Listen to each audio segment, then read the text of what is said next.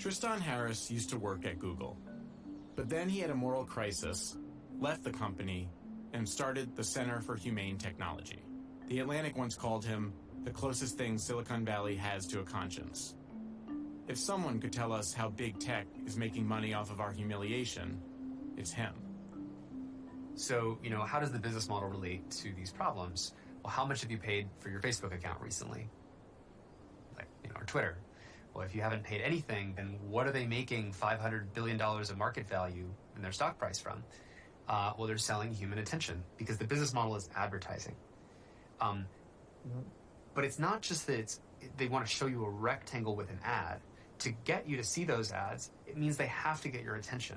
So one study from NYU found that for every word of moral outrage, negative moral emotions that you added to a tweet, it's horrible, it's a disgrace, it's an abomination, it increased the retweet rate by 13%. It's not like at Twitter there's just Jack Dorsey sitting at the top thinking, that tweet, I'll promote that tweet over there, and that's a good one, I'll promote that tweet over there. In fact, the reason these tech companies are so profitable is that a machine is choosing which tweets to show at the very top of the list.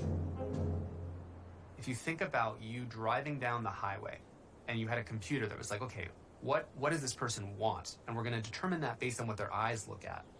But when you drive down a highway, suddenly there's a big car crash and your eye just stares at this car crash as you go by. The computer says, oh, I know, this person wants car crashes. And they start feeding you car crash after car crash after car crash.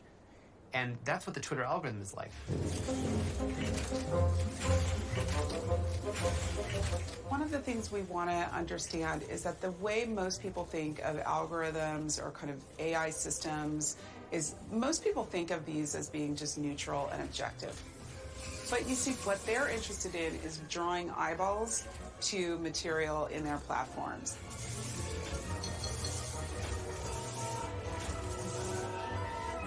They have kind of created this Frankenstein.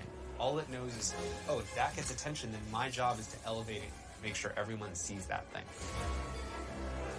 I often think about being a kid on the playgrounds, when you see the two kids kind of just barely start to disagree with each other, and some third kid shows up and goes, fight, fight, fight, fight.